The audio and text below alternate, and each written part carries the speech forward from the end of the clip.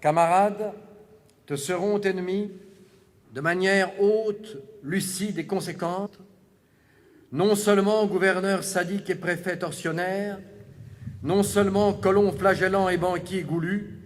non seulement macroteurs, politiciens, lèches, chèques et magistrats aux ordres, mais pareillement et au même titre, journalistes fielleux, académiciens goitreux endollardés de sottises, ethnographes, métaphysiciens et dogonneux, théologiens farfelus, intellectuels jaspineux, sortis tout puants de la cuisse de Nietzsche ou chutés calendaires fils de roi d'on ne sait quelle pléiade, les paternalistes, les embrasseurs, les corrupteurs, les donneurs de tapes dans le dos, les amateurs d'exotisme, les diviseurs, les sociologues agrariens, les endormeurs, les mystificateurs, les baveurs, les matagraboliseurs et d'une manière générale, tous ceux qui, jouant leur rôle dans la sordide division du travail pour la défense de la société occidentale et bourgeoise, tentent de maintenir diverses et par diversion infâme de désagréger les forces du progrès, quitte à nier la possibilité même du progrès, tous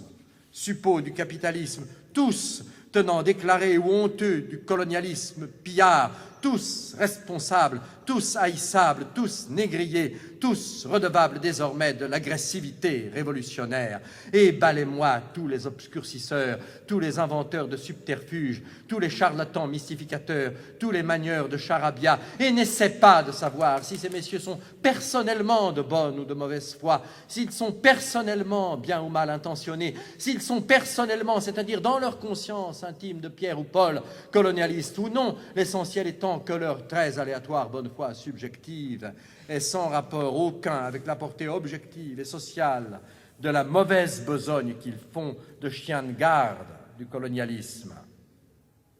Et dans cet ordre d'idées, je cite,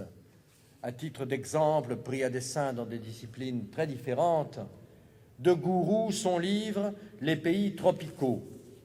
où, parmi des vues justes, la thèse fondamentale s'exprime partiale, irrecevable, qu'il n'y a jamais eu de grande civilisation tropicale, qu'il n'y a jamais eu de civilisation grande que de climat tempéré, que dans tout pays tropical, le germe de la civilisation vient et ne peut venir que d'un ailleurs extra-tropical, et que sur les pays tropicaux pèse, à défaut de la malédiction biologique des racistes, du moins, et avec les mêmes conséquences, une non moins efficace malédiction géographique. Du révérend père Temples, missionnaire belge, sa philosophie bantoue vaseuse et méphitique à souhait, mais découverte de manière très opportune, comme par d'autres l'hindouisme, pour faire place au matérialisme communiste qui menace, paraît-il, de faire des nègres des vagabonds moraux. Des historiens ou des romanciers de la civilisation, c'est tout un nom de tel ou tel, de tous ou presque, leur fausse objectivité, leur chauvinisme, leur racisme sournois, leur vicieuse passion à dénier aux races non blanches, singulièrement aux races mélaniennes, tout mérite, leur monomanie à monopoliser au profit de la leur toute gloire.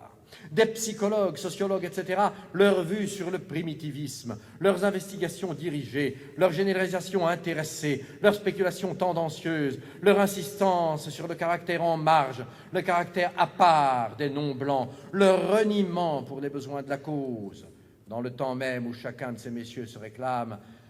pour accuser de plus haut l'infirmité de la pensée primitive, du rationalisme leur plus ferme, le reniement barbare de la phrase de Descartes, charte de l'universalisme, que la raison est tout entière en chacun et qu'il n'y a du plus ou du moins qu'entre les accidents et non point entre les formes ou natures des individus d'une même espèce.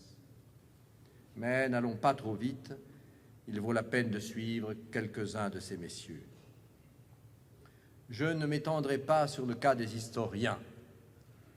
ni celui des historiens de la colonisation, ni celui des égyptologues, le cas des premiers étant trop évident, dans le cas des seconds, le mécanisme de leur mystification ayant été définitivement démontré par Cheikh Anta Diop dans son livre « Nation, nègre et culture », le plus audacieux qu'un nègre ait jusqu'ici écrit et qui comptera, à n'en pas douter, dans le réveil de l'Afrique.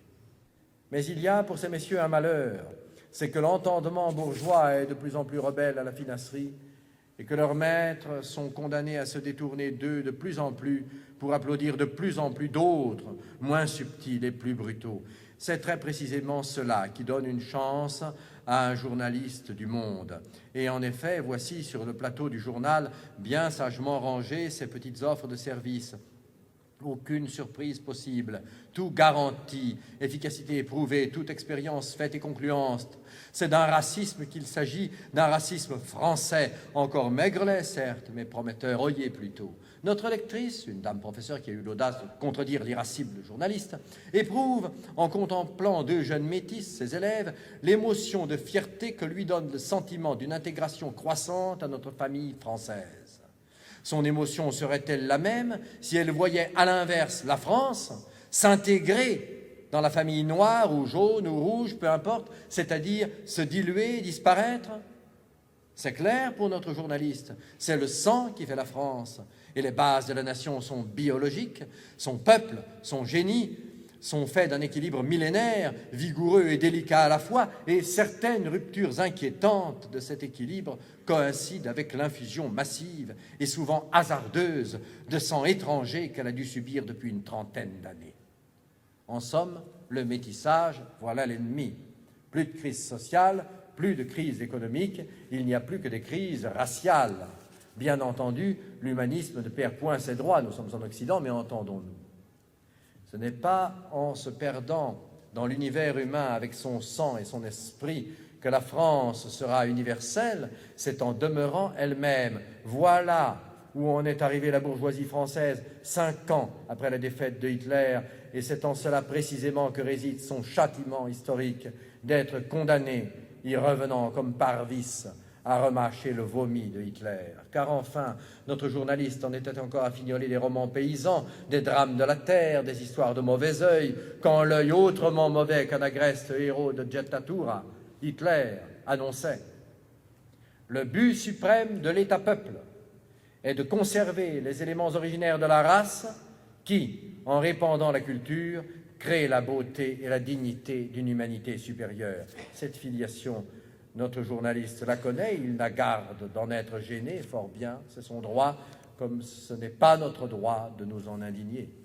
Car enfin, il faut prendre son parti et dire, une fois pour toutes, que la bourgeoisie est condamnée à être chaque jour plus hargneuse, plus ouvertement féroce, plus dénuée de pudeur, plus sommairement barbare, que c'est une loi implacable, que toute classe décadente se voit transformée en réceptacle où affluent toutes les eaux sales de l'histoire, que c'est une loi universelle, que toute classe, avant de disparaître, doit préalablement se déshonorer complètement, omnilatéralement, et que c'est la tête enfouie sous le fumier que les sociétés moribondes poussent leur chant du cygne.